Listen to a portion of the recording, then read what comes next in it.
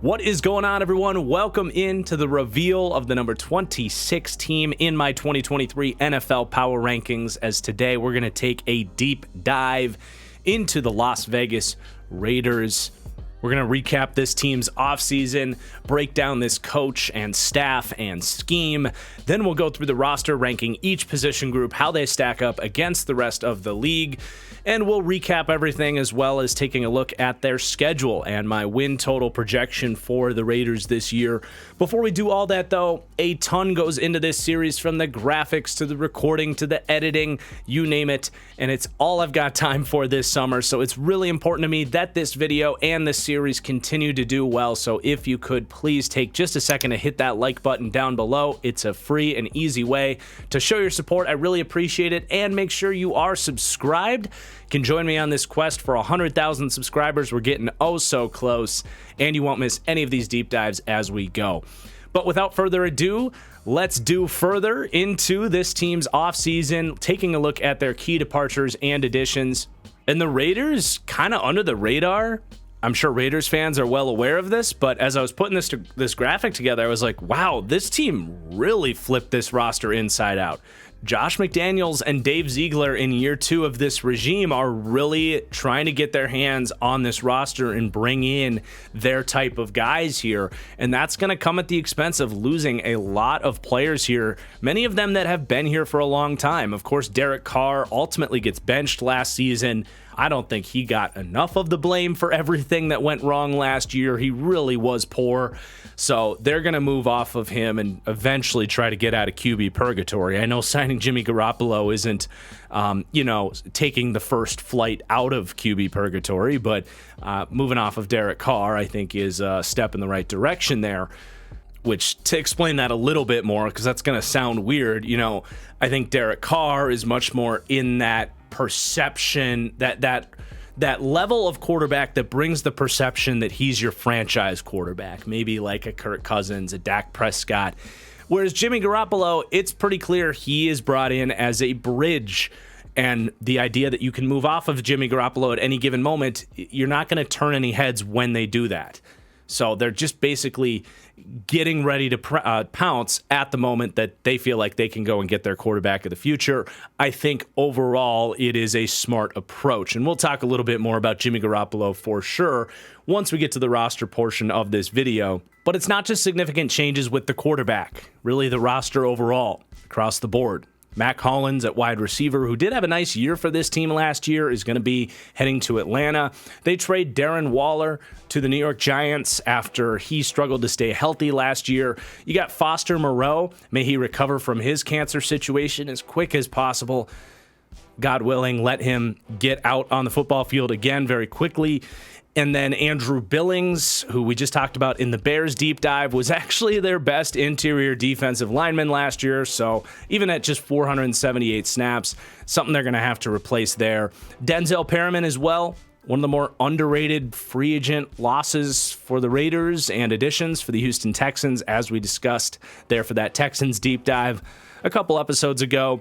A couple of guys in the secondary in Duron Harmon, very much a replaceable veteran there. Rocky Sin ate up about half their snaps starting at corner. He's going to head to Baltimore. So that's a pretty hefty list. That's like 5,000 snaps between all those starters, and then you throw in another 1,000 basically from Stidham, who obviously stepped in for the benched Derek Carr late last season. Clelin Ferrell, one of the bigger first-round busts, certainly a bigger top 5 busts in recent memory. Thanks, John Gruden. He's going to head to San Francisco, and then Jayon Brown as well, with all those linebacker injuries had to play. So a lot of snaps that they're going to have to replace, which is exactly why we see a very hefty list of additions. Obviously, Jimmy Garoppolo, who we mentioned. They're going to bring in Jacoby Myers as a starting receiver for them on a pretty hefty wide receiver contract. They draft Michael Mayer at the top of the second round, as well as adding Austin Hooper at tight end. A nice counterpunch, if you will, to losing a couple of starting caliber tight ends in Waller and Moreau. And then on the defensive side of the ball, Tyree Wilson, brought in as the 7th overall pick out of Texas Tech on the edge. Robert Spillane at linebacker, Marcus Epps from the Eagles, and then 4 different corners, all basically going to be competing for starting work here, as Brandon Faison, who had a stint in Indianapolis following Gus Bradley after being here for the Raiders, so Raiders fans are familiar with him. Duke Shelley, who had a late season breakout for the Vikings at corner, David Long, and Jacorian Bennett. So definitely looking for some new juice across the board. And then a whole nother 12 players as smaller additions listed there. All guys that we are certainly going to be discussing their potential impact on this team as we get to the roster portion of this video. But first, I want to talk about the coaching staff, how they rank against the rest of the league, and what the scheme is going to look like here for the Raiders in 2023 on both sides of the ball. But Josh McDaniels was a very hot topic last year in a football climate, where we've seen a lot of one-and-done coaches lately. Boy, I got to tell you, on my podcast last year, which I do have a podcast, by the way, the Fully Inflated Football Show, if you want to check it out, but we do a mailbag, and it felt like every single week from like week 5 on, I was getting questions about Josh McDaniels, people saying, how bad truly is he? And is he going to be one and done?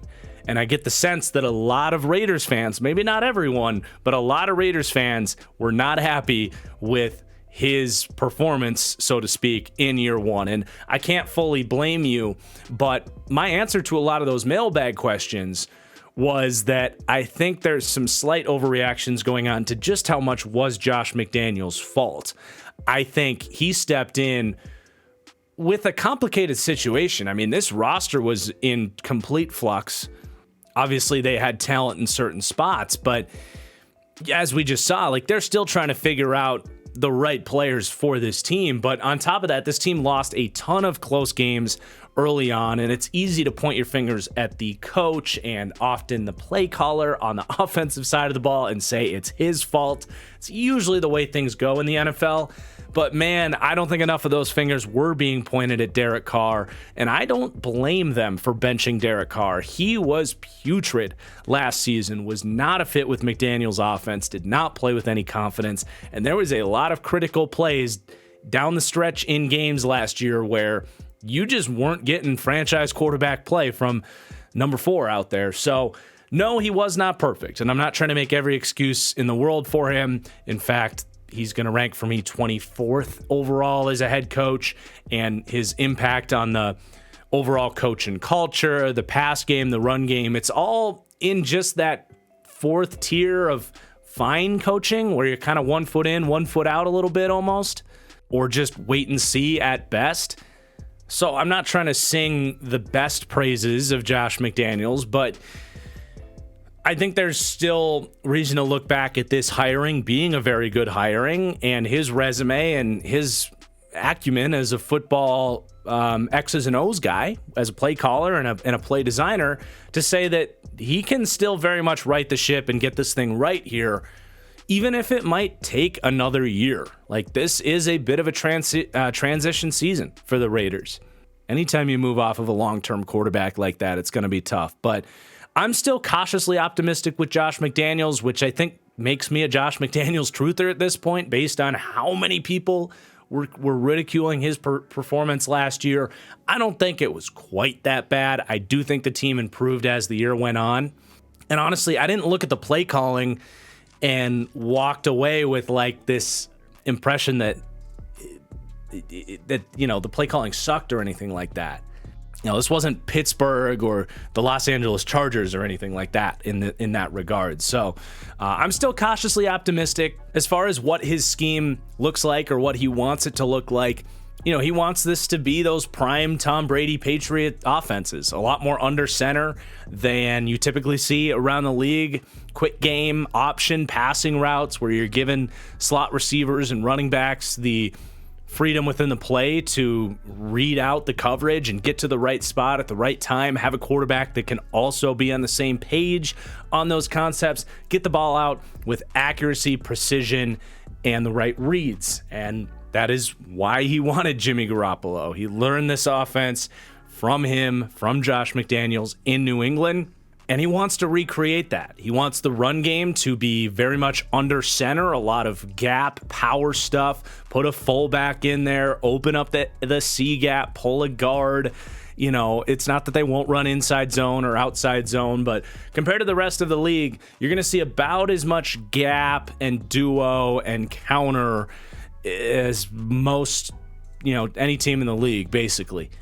So I do think that does come with a little bit of the whole old coach, not adapting to the modern NFL thing that we've talked about usually with defensive minded head coaches. There's just not a lot of these old school schemes, if you will. It's a modern old school scheme. It's not like they haven't made any adjustments, but as far as RPOs, play action, wide zone offenses, read option, all of those modern kind of college influence scheme stuff. Yeah, there's not a ton of that with the Raiders offense, and McDaniels doesn't want it that way. So I do think if there is a frustration about McDaniels as a play caller and what his scheme is, that's probably where it comes from. You look at, what other teams around the league are doing to make things easier on their quarterback. Josh McDaniels doesn't necessarily want to make things easy on the quarterback. He's going to put a lot of trust in the quarterback to know the scheme and make the right reads, and that's not always easy to do. So I do understand some of those frustrations, but when it's working, as we saw in New England, it is so frustrating to defend because this offense can, with all those option routes and setting up third downs in good situations with a good inside running game, you can really make things difficult on a defense to play left-handed and find ways to stop you. So we'll see what year 2 looks like for Josh McDaniels for sure. I got to defend the man a little bit, but I'm definitely not gonna die on the hill that he's the perfect guy for the job here either. You know what I'm saying? So that's the outlook on Josh McDaniels. We do have Mick Lombardi in here as well. He is the son of Mike Lombardi, whose book on Tom Brady and the Patriots, Gridiron Genius, is one of the best football reads for you football diehards out there. But I do love that Mick has pretty much coached next to every scheme in the book. Obviously with Josh McDaniels here, but he was with the spread stuff with Chip Kelly, some more pro-style stuff with Chan Gailey, and then the Greg Roman stuff in San Francisco with Colin Kaepernick. So I do like that he has a lot of different kind of tricks to pull from and kind of, bring some of that stuff to Josh McDaniels and maybe get a little bit more modern. So I like the offensive coordinator there, Mick Lombardi. And then defensive coordinator Patrick Graham, I'm still optimistic that he can get this thing right in time, that he is a good defensive coach. I was singing the praises of the Raiders getting him last year, and I did say it's going to be tough because this is not a great roster, and sure enough, this defense was very mediocre, very, very mediocre. But would anybody else have done much better than Patrick Graham did, other than Bill Belichick himself? I really don't think so. I mean, it was Max Crosby against the world out there with this defense. So I don't think things are that much better this year, but I still very much like Patrick Graham, and I hope that they believe in him long enough to actually surround him with the right talent, and that some of these moves that they did make do give him some of that talent, because I love his versatility as a defensive coach. He'll go 3-man fronts, 4-man fronts, 3 safety packages. He'll blitz, he'll go man coverage, he'll go zone coverage. He is the ideal defensive coordinator where he's going to adapt his scheme to his players' skill sets, but also to the opponent's game plan. And I mean, his performance as defensive coordinator for the New York Giants in 2020, I think it was, to me was one of the most impressive defensive staff performances for a season in recent memory. I mean, that Giants team had no business being an above average to good defense, and Patrick Graham got really creative with his defense. 3 safety base packages, really creative blitzes and zone calls, was rotating safeties and moving guys up and down and just confusing the crap out of quarterbacks. It's in there for Patrick Graham to really design a special defense. I don't know if he has the staff, the roster talent to accomplish that this season, but I'm still going to pound the table for Patrick Graham as a good defensive mind in the NFL and as one of the better assets that this Raiders team has in general. We'll see how that plays out in time. It's just, let's face it, being a good defensive coordinator is very, very much linked to how good the roster talent is, and it's just tough when you really have Max Crosby and not a whole lot of anything else out there. So I'm pulling for Patrick Graham, still going to rank him as a good defensive coach in that tier 3 of defensive coaching. But overall, a staff that certainly has a lot to prove this year that a lot of people are certainly down on at this point in time. Now, before we get into the roster, I got to tell you guys, Underdog Fantasy just continues to up their game as the best place to play fantasy football. You've probably heard about their season-long best ball competitions, which are amazing, their daily pick'em contests, but now they have season-long pick'em for the NFL, so you can go in and put your football knowledge to the test. You can select higher or lower on individual player stats. So if you think Justin Fields has a huge year, or you think Jordan Love's going to stink it up this year, you can go in and pick higher or lower on their season totals, string together lineups, and get up to 20 times your money back when you win. This is, I think, my favorite new way to play at Underdog Fantasy, and that's saying a lot because I already swear by their pick'em contests. I've been going to Twins games and making lineups every single time, and their best ball is fantastic, where you can go in and draft your team right now.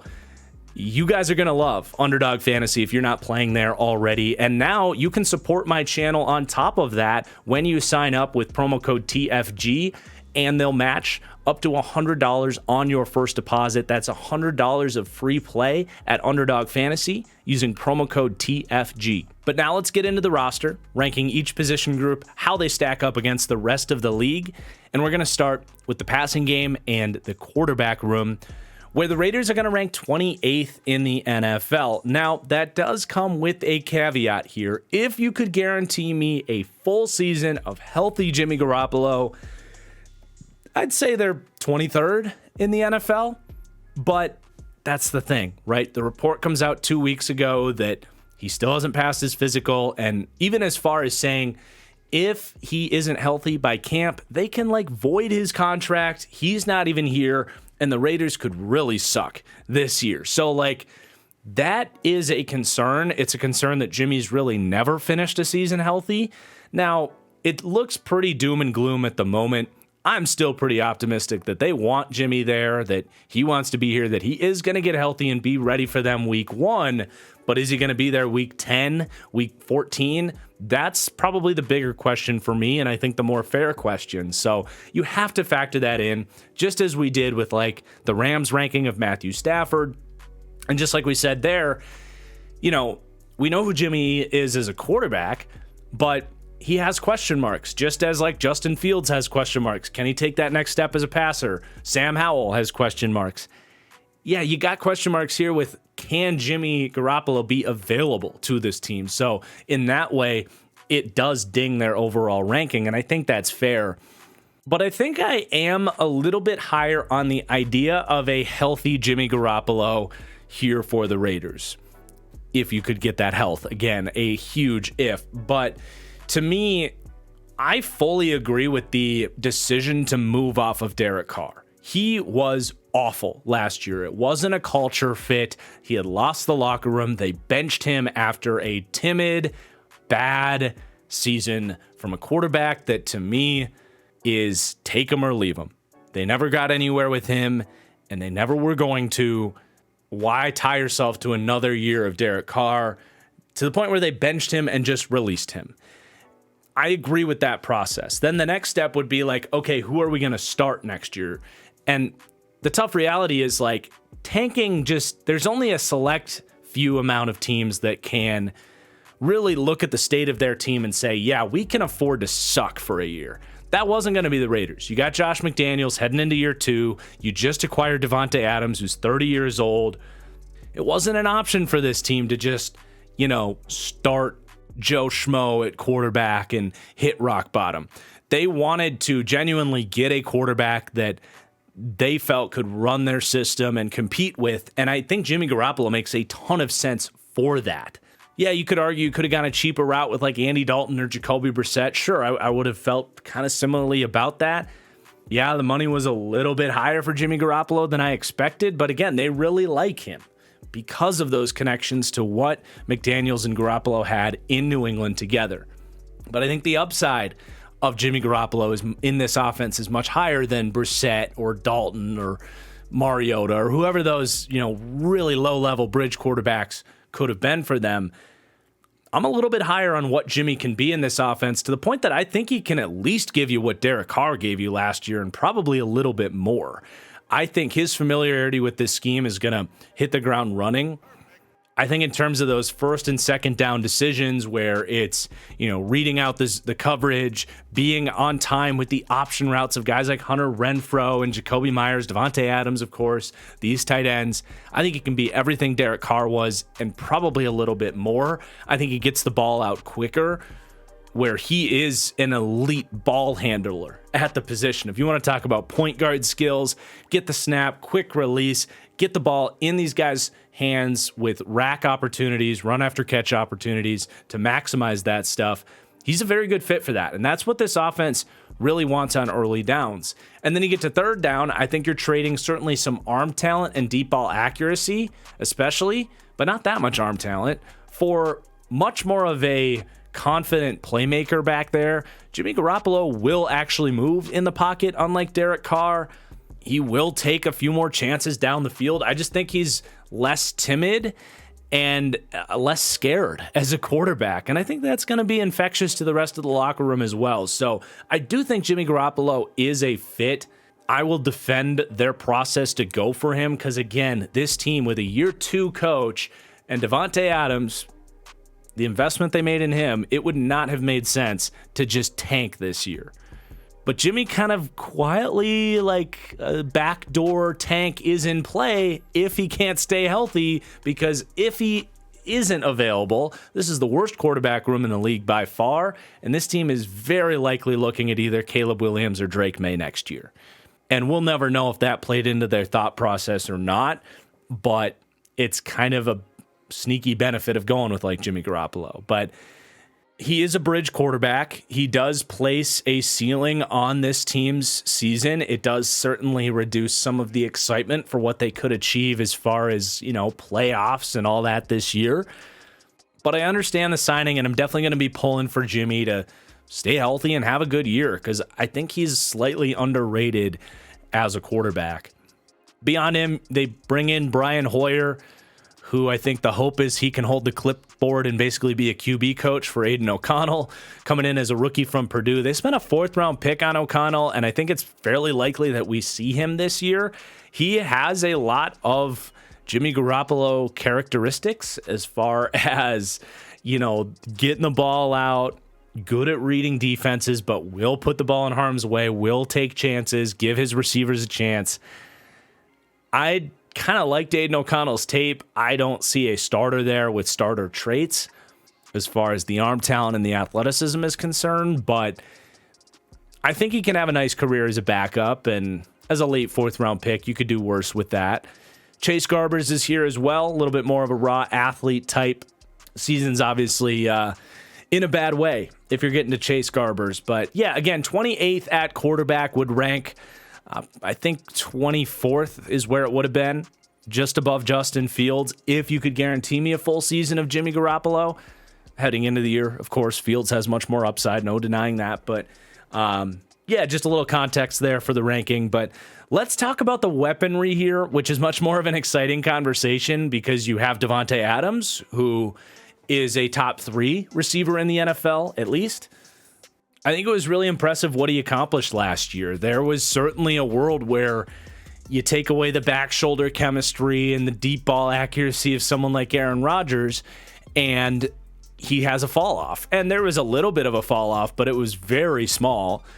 And he actually, to me, took another step up as far as being a true vertical threat. I mean, we know he can separate through his route running, and he is shown to have better speed than the 4.56 40 that he ran so long ago. I think he's gotten himself in better shape and is faster than that nowadays.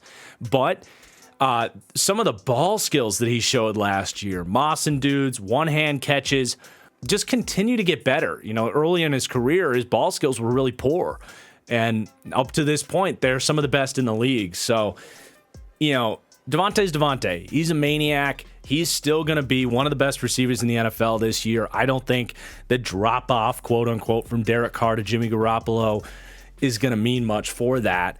Now, if you get Brian Hoyer in there, sure, the statistical production is going to drop off, but he is the best asset that this team has right now. I still, you know, Justin Jefferson certainly, but as far as like watching all 22, you don't see a whole lot of players. I think Jefferson's maybe the only other one that you so consistently see teams shading their coverage towards, truly double teaming receivers. It's less common than you'd think, but there is a Devontae Adams effect, and it opens things up for everybody else. We saw it last year with a guy like Mac Hollins, and that door is going to be open for someone else this year.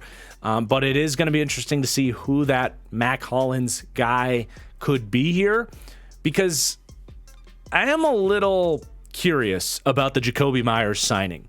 Not that it was a bad signing necessarily, but these Belichick regimes, whether it's McDaniels in his first stint in Denver or Matt Patricia in Detroit, there's a stereotype and a reputation of these coaches prioritizing and sometimes overrating guys that they have seen with their own eyeballs produce in their own systems, whether it was for them themselves or with another team running the Belichick stuff. And to me, signing Jakobi Meyers, who is entirely redundant with Hunter Renfrow, who they're paying substantial money as one of the best slot receivers in the NFL, is an eye-opening move, and honestly one of the more concerning things that Josh McDaniels has done since he got here, especially when you start to see rumors that they're shopping Hunter Renfrow. Last year, Renfrow was injured and obviously wasn't able to produce in this offense. By the time he got back out there, for the most part, it was once they had already benched Derek Carr.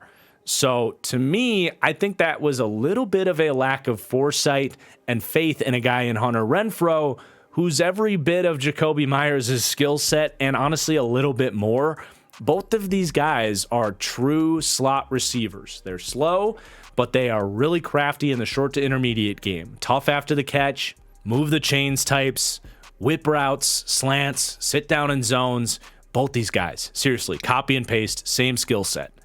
Neither of them are good outside receivers. In fact, both are poor outside receivers. NFL cornerbacks will laugh if they try to stack you with Jakobi Meyers or Hunter Renfrow on the outside.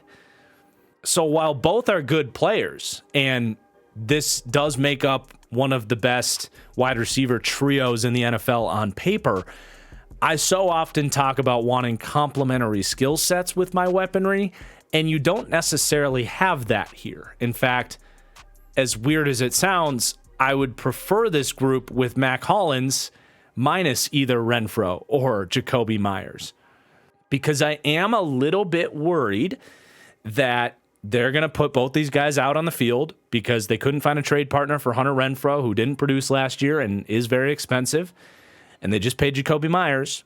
And they're going to ask one of them, probably Jakobi Meyers, to win from the outside, and he's going to be very mediocre at that.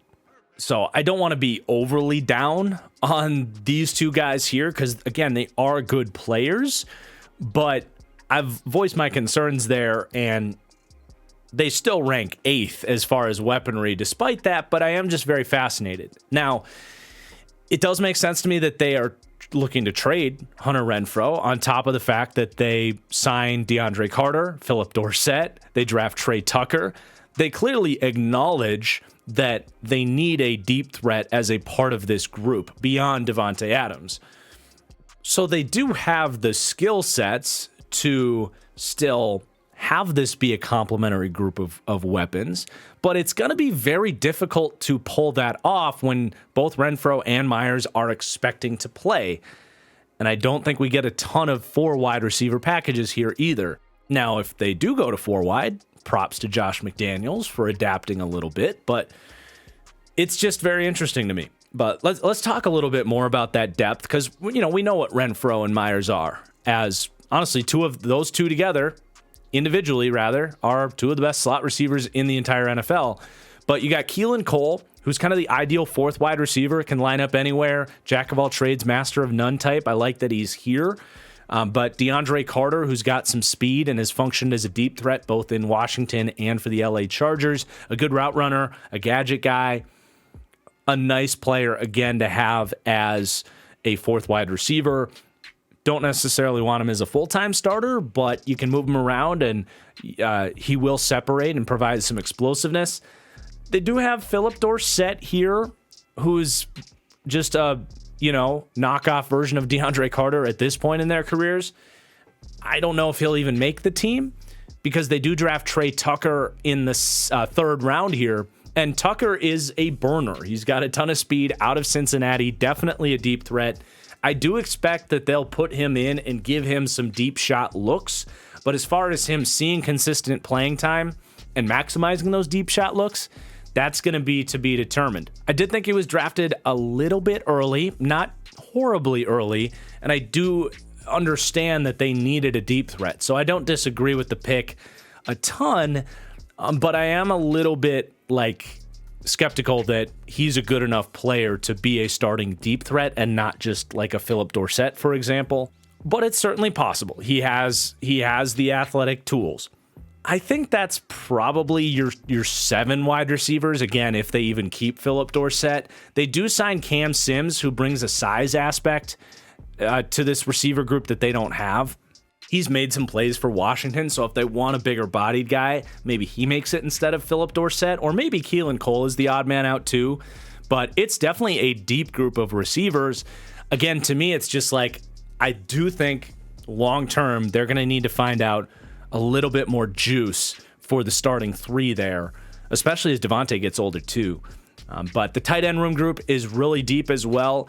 It's going to be an open competition, in my opinion, between Michael Mayer and Austin Hooper, who are very similar skill sets. 2 guys that are, good short to intermediate targets, classic possession tight ends. I do think Mayer has the edge in terms of physicality and creativity after the catch, where he was really good at Notre Dame, and he absolutely has the edge as a run blocker. So I'll be pretty surprised if Mayer doesn't beat out Austin Hooper, but you are guaranteeing that you have a quality starting tight end in there. You're obviously a lot more excited if it's Michael Mayer, and I do expect him by the end of the year to be the go-to starter. He was a very well-covered tight end prospect. He ultimately falls into the 2nd round because he just doesn't have a lot of athletic tools. His upside is likely to be limited.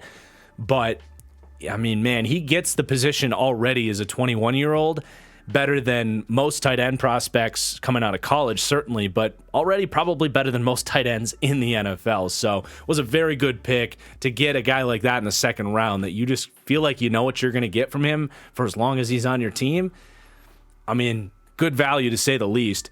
You have O.J. Howard, who's the opposite of Michael Mayer, drafted as a 1st-round pick off of athletic tools alone and has no idea what he's doing at the position still at 30 years old. Made some plays for the Texans last year. It's kind of what he does. He just shows up randomly and makes exciting plays because he is a freak athlete at the position, but not a good run blocker, doesn't run good routes, doesn't have consistent hands. I don't expect that to happen at any point. And then they have Jesper Horsted as well.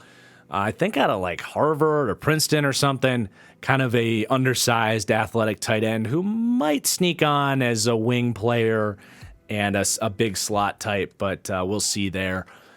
As far as the running backs are concerned in the receiving game, it's a very deep and talented group. You have Josh Jacobs, who took another step as a receiving back last year.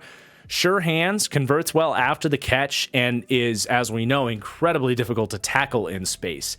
The only thing he's really lacking is great route running, but not a lot of running backs have that anyway. So you're not going to flex him out at wide receiver and do all that stuff with him. But as far as how he can operate out of the backfield as a receiving back, he's top 10, I would say, and his run after catch ability is certainly a threat for this offense. Amir Abdullah is a little bit more fluid, a pretty solid route runner, was really efficient in the receiving game last year.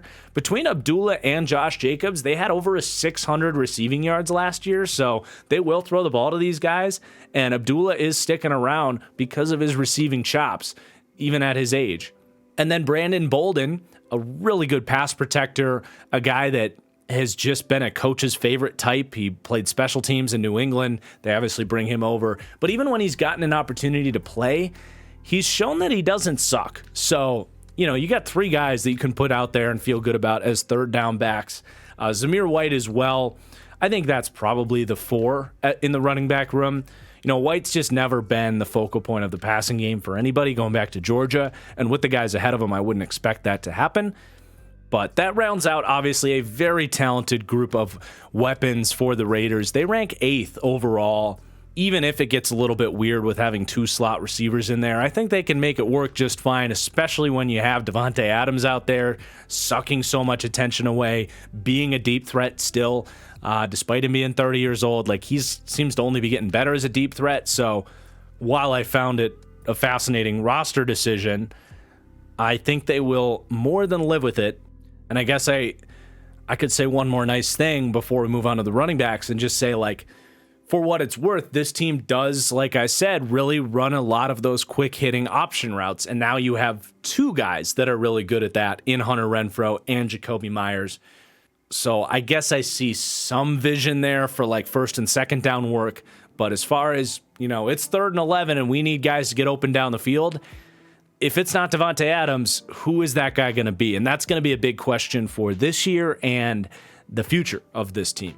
And maybe Trey Tucker can eventually be that guy, but I do expect we're going to need to see a lot of development before that happens. But let's talk a little bit more about the running backs as actual runners here, where the Raiders rank 5th in the NFL for their running back room with Josh Jacobs, who led the NFL in rushing yards last season. I will toot my own horn a little bit and point out that I said he was really underrated last year. I had him as a top 10 running back last year, which right now doesn't sound like any bit of a take, but that was actually a little bit out there last year to defend Josh Jacobs, who a lot of people were down on. I knew he had this type of talent, and it was really fun to see that come out. So for me, he's one of the 5 best backs in the NFL. He proved that last year. It does suck for him that he's lumped in with this huge cluster of star running backs that just can't get their money. And it's just an unfortunate situation for him. But I do get it from the Raiders' perspective. Paying running backs, it's like the football version of signing a deal with the devil. Not to make Josh Jacobs the devil, but it just almost never works out for these teams. So it's a tough spot for the running back market as a whole. But I think at the end of the day, Josh Jacobs is going to play on the franchise tag, and I expect him to ball out again. That jump cut that he has, we talked about it in last year's deep dive, but he's right up there with like Saquon Barkley for the best ability to sink his hips, jump cut, and change lanes without losing any acceleration and speed. Super. It makes him not just shifty as far as you think jump cut, you think juking, but that jump cut allows him to change lanes, and you pair that with good vision, and it's really a nasty weapon to get outside and bounce runs outside in the appropriate situation. He's not overly bouncy. Like, he'll hit the hole when it's there, but if it's not, he can use that jump cut to get outside and gash you. So he's phenomenal. For his sake, I hope he does get that money.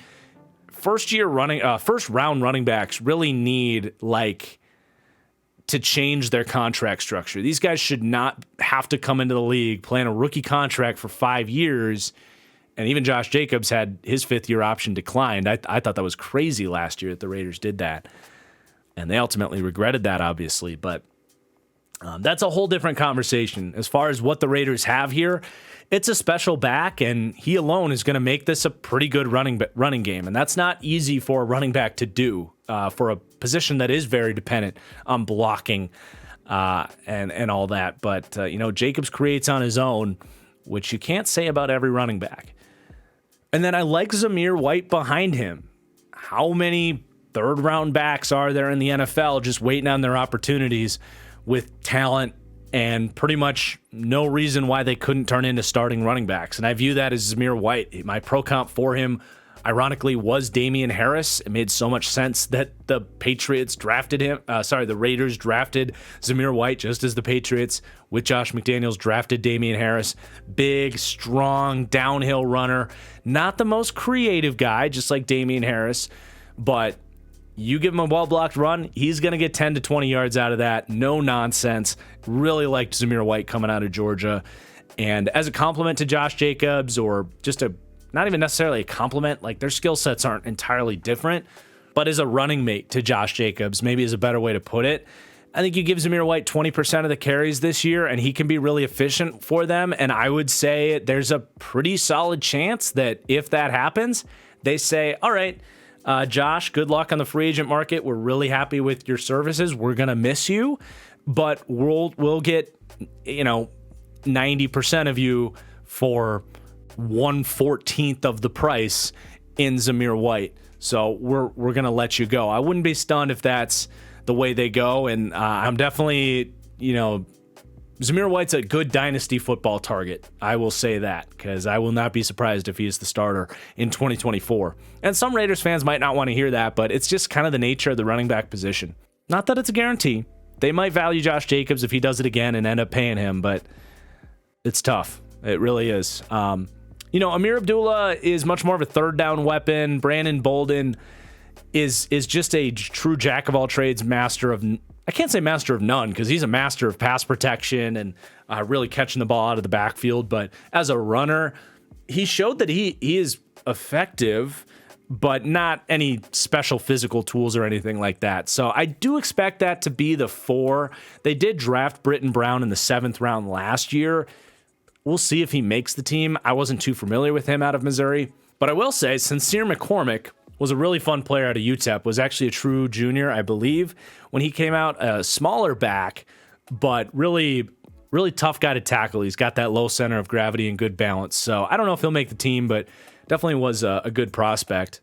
I was surprised he didn't get drafted, and he's in year 2. And then as far as what they're getting from the quarterback, helping change the math and create numbers advantages for the run game, it's zilch. It's nada.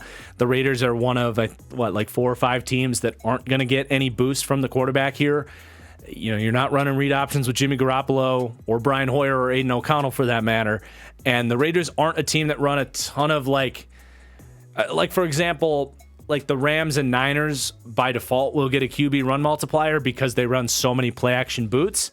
The Raiders aren't necessarily a play action boot team like those Shanahan style offenses. So it's really about the head up blocking scheme and what the running backs can do for them in the run game, not so much the quarterbacks and the scheme helping them there. But let's now talk about the offensive line to wrap up the offense. And if you think back to that list of key departures and additions, one thing you did not see there was really a whole lot of offensive line change at all.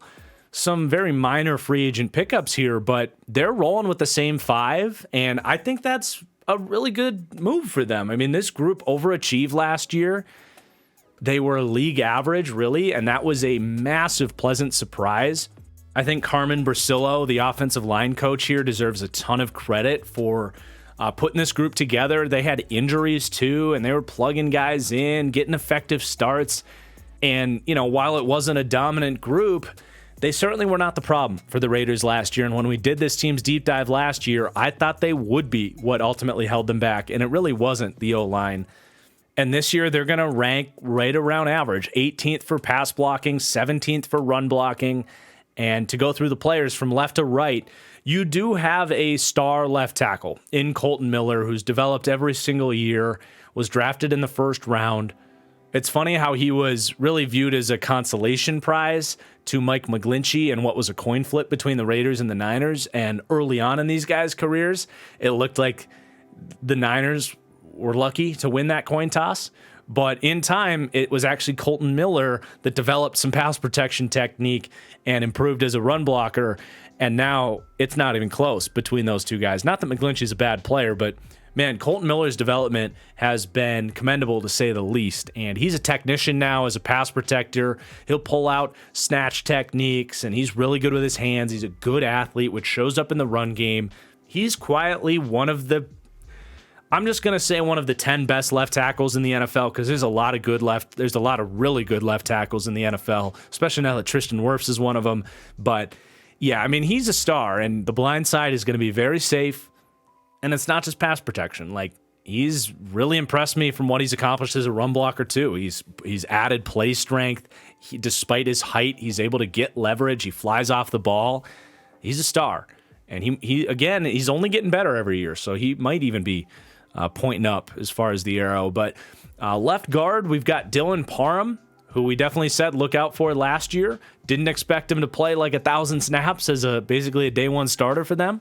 But I love that pick when they made it, and turned out to be a huge value. I mean, he is definitely not a perfect starter. There were some ugly pass block losses out there as far as him losing his feet or not getting his hands with the right leverage against power. He was always a little bit of not a project, but was going to need some time before he's like a Pro Bowl caliber guard type.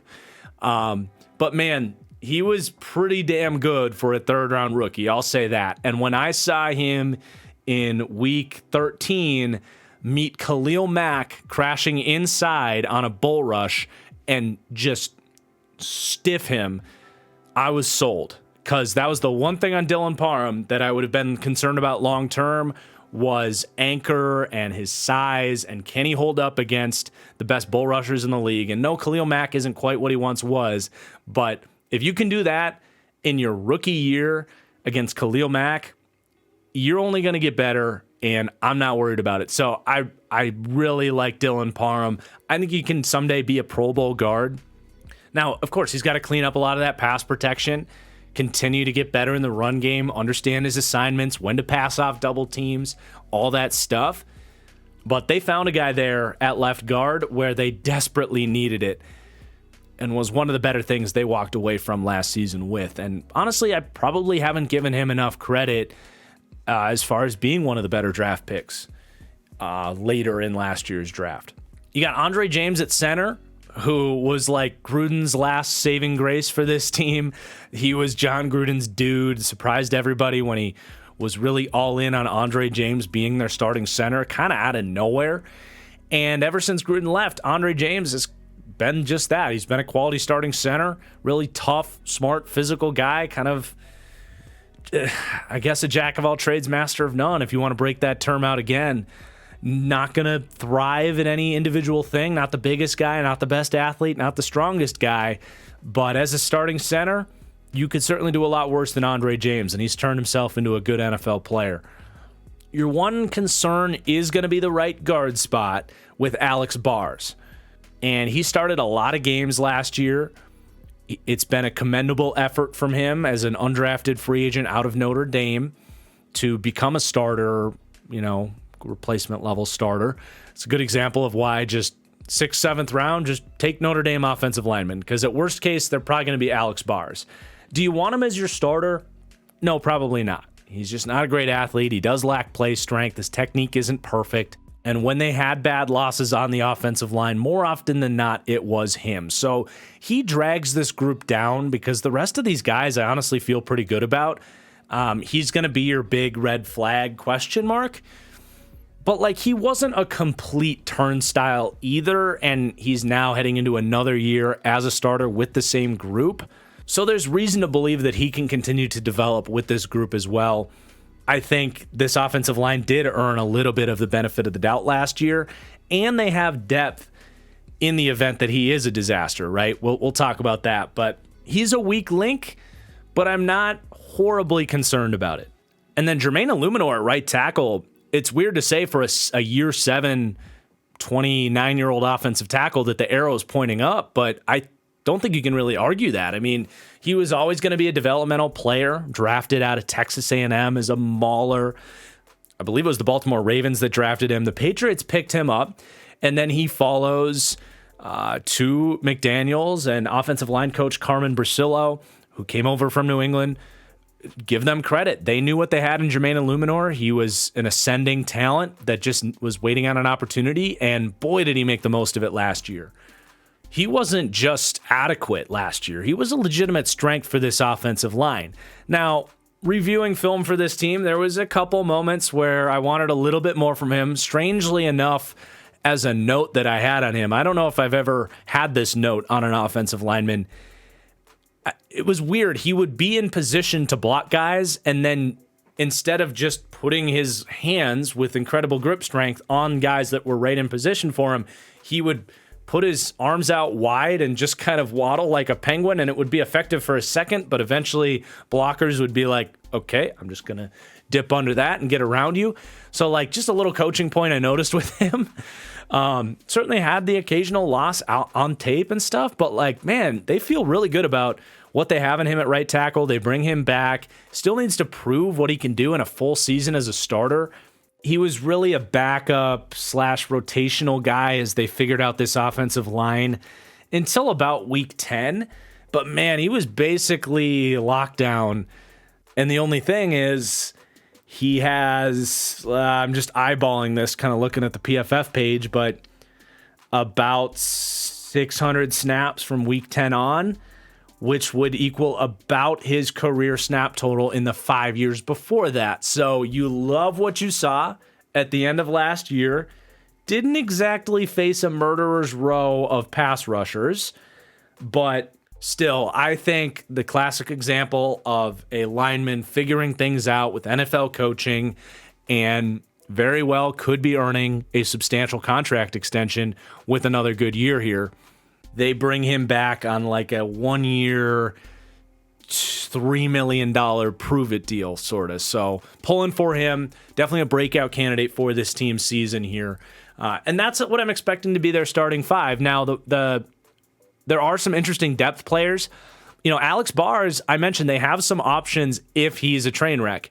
Illuminor can play guard if necessary, in which you have options to play Thayer Munford, who was a surprisingly solid tackle last year, drafted in, the 6th round out of Ohio State. So that could potentially be an upgrade on the offensive line if Bars is a nightmare.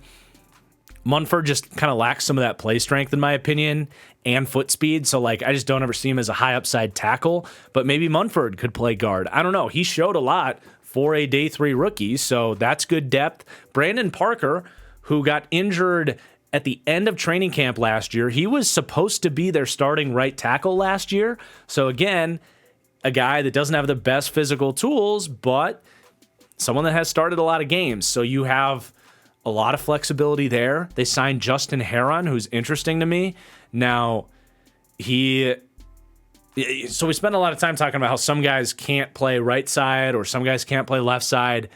Justin Herron, interestingly enough, played a lot for the Patriots last year, was putrid at right tackle, but pretty damn good at left tackle. So you obviously have Colton Miller there. It gets complicated, but it is interesting for a guy that for the last 3 games of last year, in a similar, scheme staff situation, dominated. And someone that did have athletic tools coming out of Wake Forest, are they starting to click? They bring him over from New England. So, man, I think they run 5 deep, even 6 deep at tackle with Justin Murray, who's been a decent veteran pass protector there. So that's a big reason I'm not so worried about Alex Bars is if it's really bad, they can adapt, and that's exactly what we saw last year. They showed a high level of willingness to move these guys around until they found the right starting 5. And then they also bring in Greg Van Roten, who's an established kind of solid backup type, very much on the same playing field as Alex Bars. Hronis Grasu, I think, is going to be their backup center. That's kind of what he is. Not much to say about him. But another interesting pickup that, given how they've found success with Andre James and Dylan Parham and developed Colton Miller and developed Alex Bars and developed Jermaine Illuminor, it would not be the craziest thing in the world for Netani Muti to turn into a really good starter at guard for them. Netani Muti has some of the most ridiculous college tape you'll ever see for an offensive lineman. He is a dominant run blocker, just has not been able to stay healthy for the Denver Broncos. That's why he fell in the draft. And God, he's been a bad pass protector. So they got to coach some of those, coach some of the footwork and the hand placement into him. But definitely have my eyes on Netani Muti, given the success this team has had developing offensive linemen. And even Jordan Meredith, started a game last year, I think was an undrafted rookie last year, and he held up okay in a start against New England. So this is a really deep offensive line.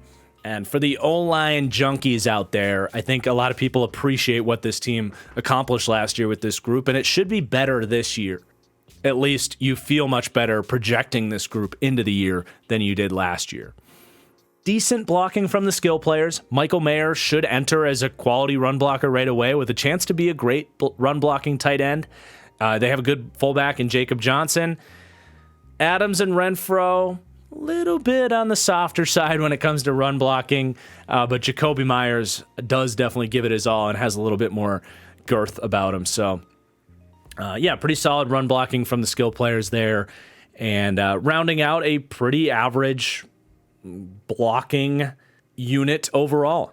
So let's recap the offense. They're going to rank 22nd for overall offense, 20th in the passing game, 14th in the run game. I think this is going to be a solid offense, and if Jimmy Garoppolo can stay healthy all year, I think this very well could be like smack dab in the middle as the 16th best offense. I don't know if there's a lot more upside than that, but I think the floor outside of Jimmy Garoppolo's injury question marks is pretty damn solid here for the Raiders, which is not really what we've said necessarily about these last couple teams, that I think the floor is much lower. But let's move over to the defense, and it's just not the most exciting group. We're going to get through this, but I'm just going to be honest. There's a lot of average, unexciting veterans starting on this defense. And I think for the most part, we know what we're going to get from this group. There's definitely some changes and new faces to talk about here, but it's going to be another rough year of kind of Max Crosby against the world, honestly. Let's get into it, starting with the defensive line. So they do rank 14th for pass rush. It's by far the best thing that this defense has going for them. And of course, a massive part of that is Max Crosby. And man, it has been so fun to see Max Crosby's game evolve. And, you know, first couple years of his career, I thought he was overrated because his sack totals never matched the pressure totals he was getting. He was converting an absurd amount of the amount of pressures that he had into sacks. And obviously the casual fans really just look at the sack numbers. Now it's growing a little bit. People are recognizing pressures as a real stat that means something, that can project sack success into the future. None better example of Max Crosby, who in 2021 totally broke out. He gets sober, he balls out on tape, he shows you explosiveness, every pass rush move in the book, bend, speed, power, you name it. I mean, a true alpha pass rusher. He comes out with 108 pressures in 2021, only 11 sacks.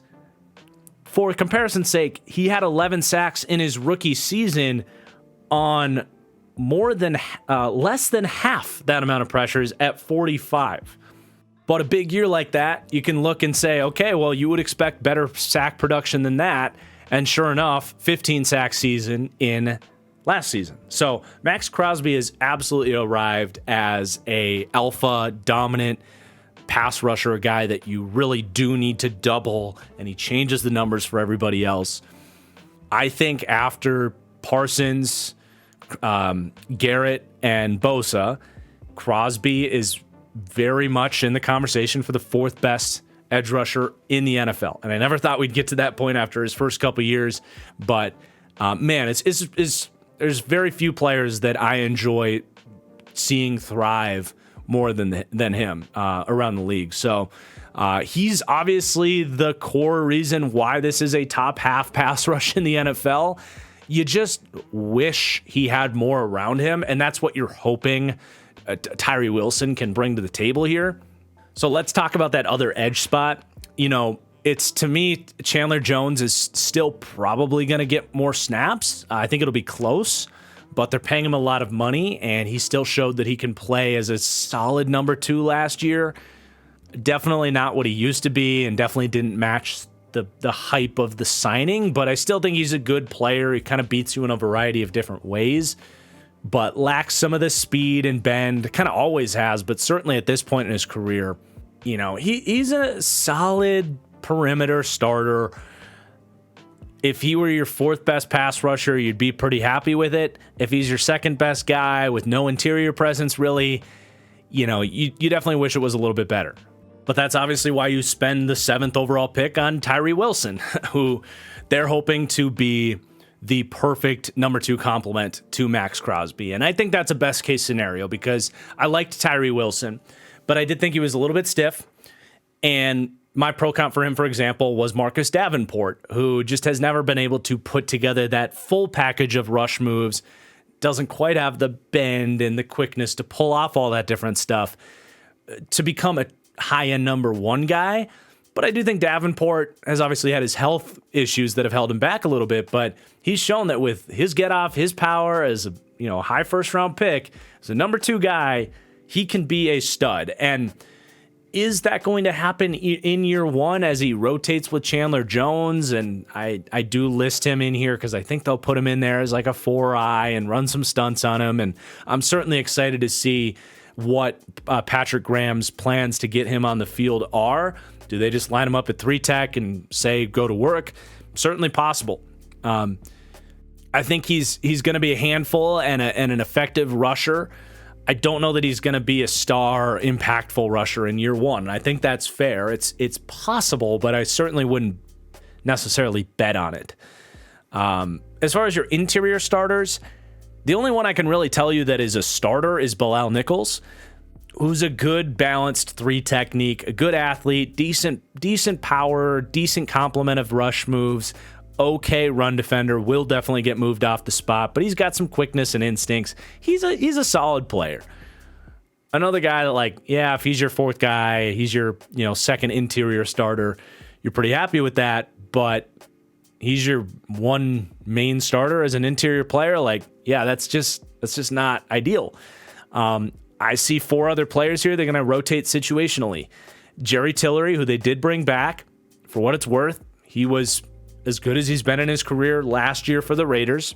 It's not saying much, but I think he does a little bit as a rusher. He is really athletic. He was a first-round pick for a reason.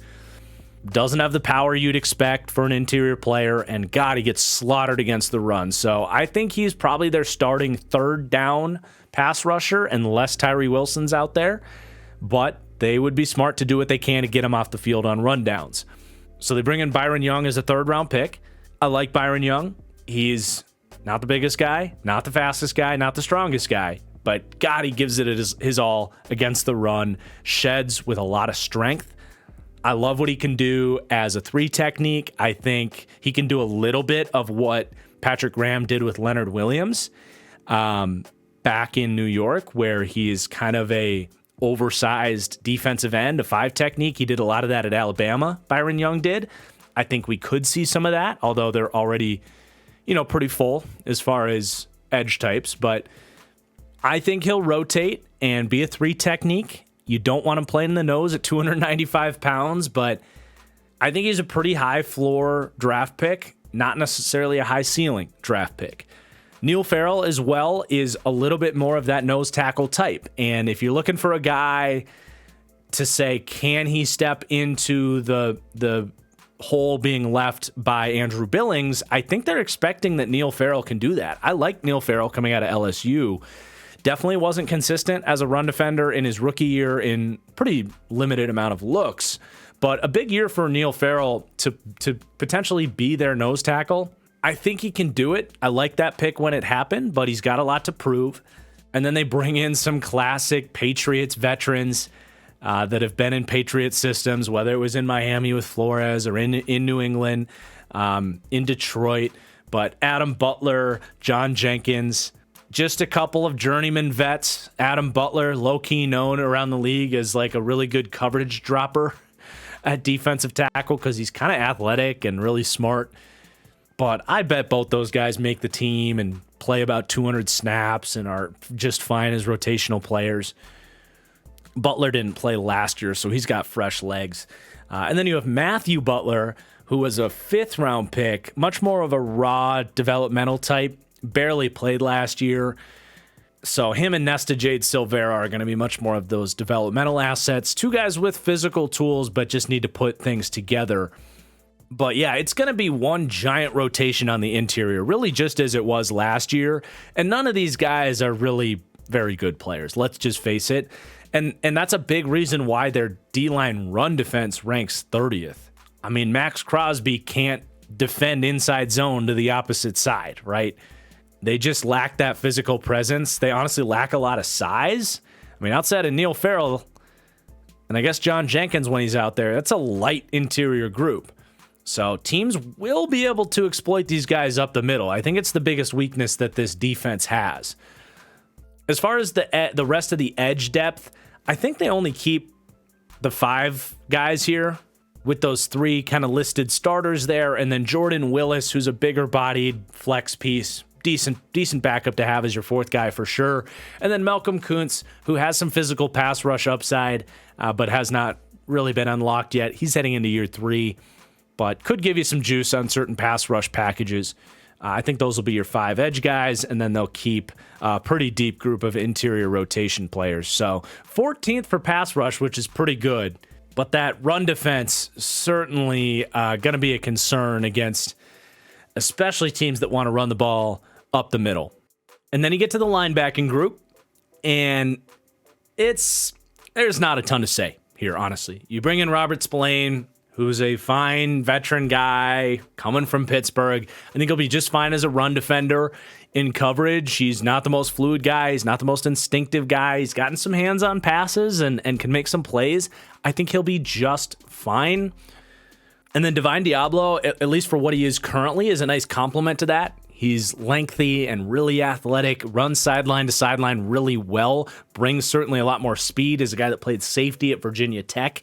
I really liked Divine Diablo's rookie tape. Missed a lot of time in his second year, but I do think he's going to continue to get better, and certainly the guy between these 2 starters that you're going to have more optimism for the future on. It's a tough position. It's tough to know who's going to develop, when they're going to develop. When it comes to reading his keys and taking on blocks and always being in the right place in coverage, there's still a long way for Divine Diablo to go, but he's a decent player. So the duo together is just very mid. They rank, the numbers don't look quote unquote mid, but they're a fine group. Nothing too crazy. 25th in run defense, 29th in coverage. Honestly, there's this huge group from like 20 to 30 where it's all pretty just interchangeable, a couple of adequate starters and not much more. The Raiders are one of those groups. Their depth is really poor, however, so they got to keep these guys healthy. Diablo's got to stay healthy, which he wasn't able to do last year. Luke Masterson did play like 5 or 6 games last year. He was pretty good for an undrafted rookie, but he was an undrafted rookie for a reason. Maybe there's something there if he continues to play. I doubt it, but he could surprise. They draft Amari Burney, who's going to be a special teamer right away. Athletic guy with really kind of poor college production and wasn't really on anybody's radar when they took him, but definitely someone that can run, tested well, and likes to hit. So we'll play special teams while he develops. That's kind of the formula for linebacker. Darian Butler, Curtis Polton snuck on, got some snaps last year as undrafted rookies last year. One guy I'm definitely fascinated in is Drake Thomas, who had really good tape at NC State, but undersized and not a great tester, but he plays fast and is really instinctive. If anything were to happen to Divine Diablo, and if you're not ready for Amari Burney, I think Drake Thomas could give you something. Obviously, we saw Luke Masterson get out there as an undrafted rookie for this team last year, so it's not crazy to think that could happen. He was probably the undrafted free agent on this team that caught my eye the most. But yeah, a pretty inconsequential linebacker group, barring a massive Divine Diablo development in year 3, which is certainly possible. He's got the tools for it. But again, it's just hard to know when that's going to happen for these linebackers and if it's going to happen. And then the secondary, which is a motley crew of meh, let me tell you. We don't even really know who the starters, quote unquote, are going to be at corner, especially. Honestly, I think there's 2 jobs open for 5 players. But you do have, you have a Nate Hobbs, who can, fortunately, he gives them the flexibility. He can play from the slot like he did at Illinois, like he did in his rookie year, or he can do what he did last year, step outside and play outside corner. I think he's a little bit better in the slot, but he reminds me a lot of a young Casey Hayward. Really fluid athletic ability, decent length, but nothing crazy, decent speed, but nothing crazy, but a smart player that I think is going to stick around the league for a long time. I don't know if he's ever going to have like Pro Bowl seasons like Casey Hayward did, because he was a ball hawk. But in terms of his coverage ability, I see a similar type of player. And I think they're pretty happy with him as one of their starters. And I think rightfully so. But after that, if you follow the money, you would say Brandon Faison is probably going to start at least week 1. He's got length. He's played a lot in the NFL. Coaches love him because he's long and athletic and tough. But he's just not a consistent coverage player. So if he's your starting outside corner, you're going to raise some questions about how much consistent coverage you're going to get from that spot. But that third spot, it's definitely going to be interesting to see. You know, I think David Long's got a good chance at it. Played a lot in the NFL for the Rams. I think more man coverage assignments, which they do like to run man coverage here with the Patriot background on this defense. And Long's flexibility to play from the slot, from the outside. I think he might get the nod, but it's definitely not a lock. That's why I'm listing Tyler Hall and Duke Shelley there. And I also think that Hall and Shelley are just better players than David Long, because David Long has definitely had his struggles in LA. It wasn't great last year either. They let him go for a reason. So I think Long is, you know, as far as being a 3rd round pick out of Michigan, is the higher paid of the 3 here, has played the most out of the 3. You follow the way NFL staffs think, wouldn't be surprised if he's starting, but you look at how Tyler Hall and Duke Shelley played down the stretch last year, and it's pretty reasonable to say those are actually the better options. But both Hall and Shelley are 5'8", so there's definitely some physical limitations there with those guys. But again, they played better than David Long last year. Tyler Hall in year 3. I think Duke Shelley also in year 3. So very similar profiles. I think Hall is a little bit more athletic, a little bit better, you know, playing man-to-man coverage from the slot like he showed last year, whereas Duke Shelley actually was in more of that mold that I've talked about in previous videos, which is kind of the Darius Williams mold of a undersized corner who actually struggled from the slot, playing really well as a off-zone coverage in quarters-heavy defenses. So, you know, Shelley played really well in that system for Minnesota last year, but that's not really what the Raiders do. They will run off cover 3, certainly, and if that's something they have plans to run a lot of this year, then Duke Shelley could be a really good perimeter starter for them. But I think if I were to order this, and again, even Faison's not a lock to be the starter, but I think you look at that contract, and they're going to at least start him week 1. I think if I were to order this, it would be Faison, mostly a lock to be the week 1 starter, and then like 35% of me says David Long is starting in the slot or outside with Hobbs in the slot. Maybe 25 to 30% says Tyler Hall wins out that job by continuing to play well from the slot. 15% says Duke Shelley, just because I do have some questions about his overall career sample size paired with the scheme change, but still showed really nice flashes at the end of last season. And then whatever percent is left, whether that's 5 or 10% left, says they just go with Jacorian Bennett if he plays well in camp and see what he can do. So Jacorian Bennett is already the 6th corner here in play for a starting job.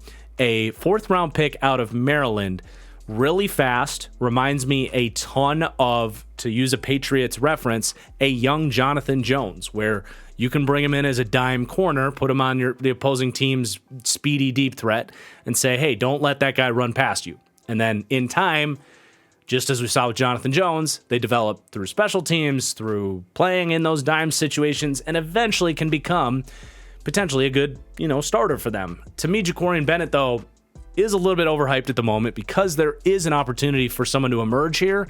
I don't think he's ready. I think his reaction time is poor. His tape was poor at Maryland. I'd be quite a bit surprised if he was good enough in camp to beat out these other veterans. And then you also do have Amik Robertson, who played okay last year. He's another undersized guy. I don't even know if he's going to make it, because I know those first 6 will make it.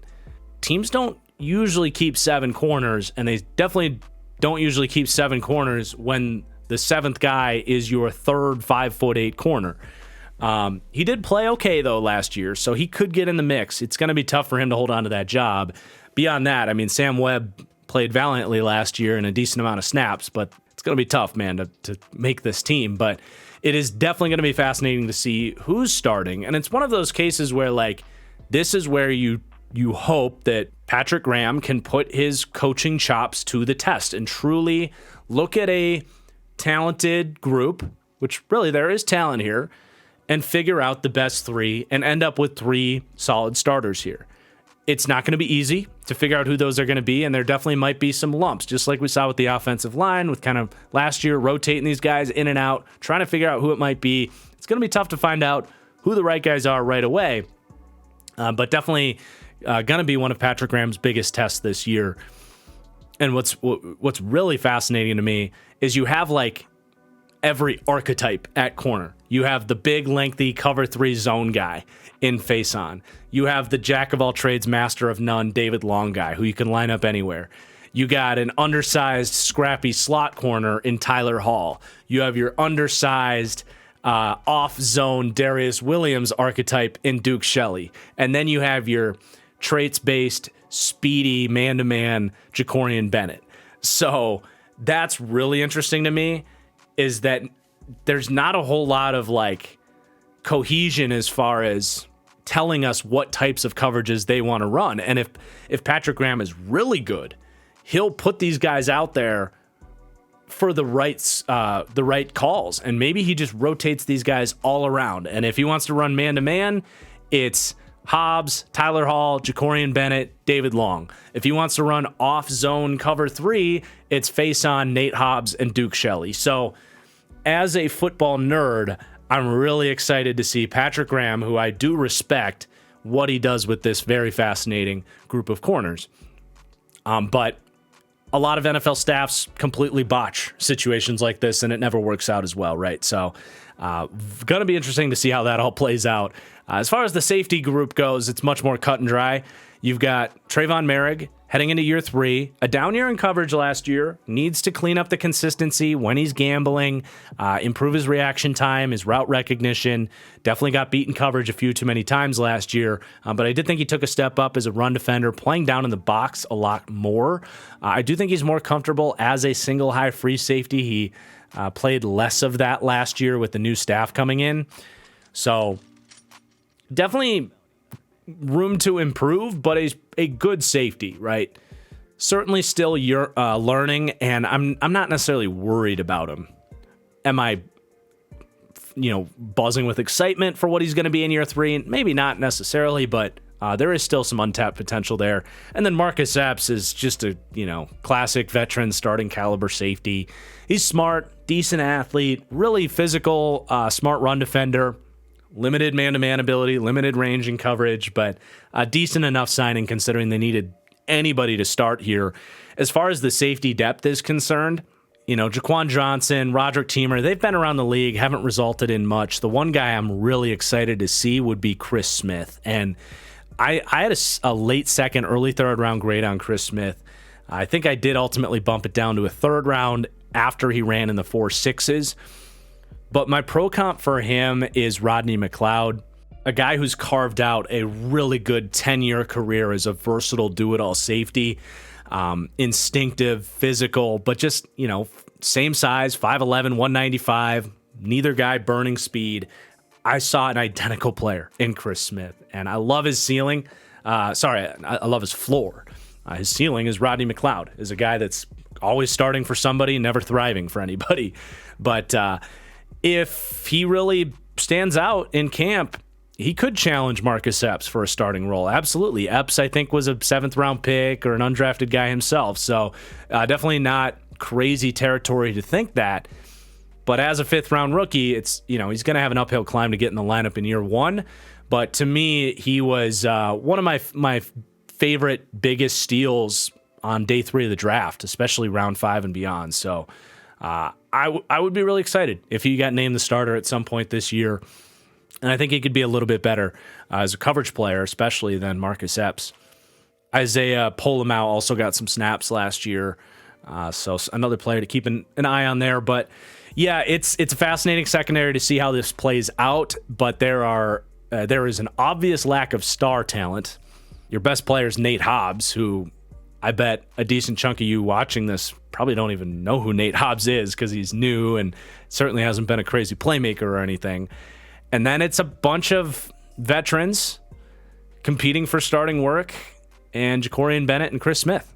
I think they'll eventually walk out of this without a true weak link, but the down-to-down coverage consistency and playmaking upside, I just don't think is really going to be there either. So they are going to rank 27th for me as an overall group of defensive backs, which definitely kind of wraps this defense up and shows that, yeah, it's pretty much, again, Max Crosby against the world if you want superstar talent and playmaking ability. I think this is a more complete defense than it was last year. A lot of depth. They're going to be relatively injury-proof other than linebacker. And obviously you can't lose Max Crosby. That'd be a nightmare situation. But it's going to be a year that, Patrick Graham's, like I said, his coaching chops are going to be put to the test, and he's definitely a coordinator that I'm excited to see what he does with this group, schematically, personnel-wise. But it's definitely a team that, the upside isn't there for this to be some great defense, but ranking them 30th at this point in time, can Patrick Graham scheme these guys up, elevate some of these guys, and surprise with an adequate performance like he did for the New York Giants defense that I think had some similarities to this group, and walk out of this with the 18th best defense and give this team real optimism that they have something going for them? I think that's certainly possible with a guy like Patrick Graham who's done it before and has a chess piece like Max Crosby to, force offenses to pay attention to. But he's gonna have an uphill battle making that happen with this group. So they rank 22nd for offense, 30th for defense. That brings them here to the 26th overall team. One thing that does probably give them the ultimate nod over the Chicago Bears is the special teams, because you'll see I tweeted this out. It's super close between the Commanders at 28 through our next team coming up. Both the Bears and Commanders were a final team rating based on my whole formula and my spreadsheet. They came out at 79.5, with the Bears rounding down, the Commanders rounding up there. And then the 26th, the Raiders here, and then my 25th team that we'll reveal with our next video are both tied at 79.6. So it's all extremely tight here if you want to nitpick the ratings, just to put a little extra context there. But the special teams for the Raiders is phenomenal. You have one of the best kicker-punter duos in the league. You have depth on this team. They were good on special teams last year. It's an absolute strength for this team, even after losing Rick Bisaccia to the Green Bay Packers. So that is a little bit of a feather in the Raiders' cap compared to some of these teams in their ballpark. But to tie a ribbon on this whole thing, their strengths and weaknesses as a team, a unique team where, they don't have the ceiling of the last 3 teams we've done, the Bears, the Bucks, the Commanders. Those teams have a lot more question marks, I think, that ultimately in a series where we aren't giving any one team extra benefit of the doubt, that's how you see those more boom or bust teams ranked lower than a team like the Raiders. But for what it's worth for the Raiders, they don't have a lot of glaring weaknesses, right? I think the injury questions at quarterback is going to be the main question for this team. I think the run defense with their interior D-line is certainly a question, but that's not a horrible place to have question marks at.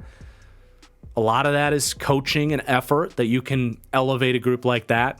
And then I think just a lack of stars on the back end. Their secondary certainly is not great, but I think it's going to be a better secondary than they had last year. And I think that group is going to be fine. They'll end up with 5 starting caliber players back there. They just won't have a lot of star talent. But beyond that, You got great weaponry here. I think the O-line's going to be pretty solid to good, and they have a ton of depth, and they're really injury-proof, as we saw last year with that O-line. It's even more injury-proof this year. You're going to have a decent pass rush. Like, I think this is going to be a tough out, and I think that's how you end up with them at 26. But, you know, if Jimmy's not out there and you're trotting out Brian Hoyer or Aiden O'Connell, like, yeah, this team is definitely in Caleb Williams territory. So let's wrap things up with the schedule outlook. Their over-under is 6.5 wins, and I think a lot of that is the schedule is really brutal. I don't think they're favored in a single game this year, but I do have them as a close underdog in 12 of their 17 games. Again, I think they're going to be a scrappy out. They're going to keep things close, similar to how we saw it last year, and they're going to win some close games. They're going to pull off some upsets. Now, they do have to play Kansas City twice. They have to go to Buffalo, to go to Miami. You're expecting losses in those games. The one game that I think they have a chance to maybe be favored in terms of Vegas odds would be hosting the Green Bay Packers on Monday Night Football. I might be at that game. We'll see. But this is not a team I'm betting on to win the Super Bowl. It's not a team I'm betting on to win this division. I think that's kind of out of play. The ceiling for this team is not very high. As far as, can they win 7 games? Yeah, absolutely. Like I said, I think they're going to be in a lot of games. They're going to be a balanced team. If Jimmy stays healthy, I think this is somewhere from a 5 to an 8 win team. I would not be betting the over-under, though, because if Jimmy gets hurt, they're going under. And that is going to do it. I hope you guys enjoyed today's deep dive. An interesting team, kind of a purgatory team, if you will. But I do think there are some very fascinating aspects about this team that I'm certainly excited to see play out. I'm sure Raiders fans are as well. A team that's trying to build something into the future and surprise some people this year on top of it. So let me know your comments down below. What do you think about some of the analysis we had here today? The comments do help the algorithm just as much as those like buttons, which I hope you guys have pressed at this point. Again, make sure you're subscribed. We'll be back about 3 more days for our next deep dive. Appreciate you for watching, and we'll see you then. Peace out.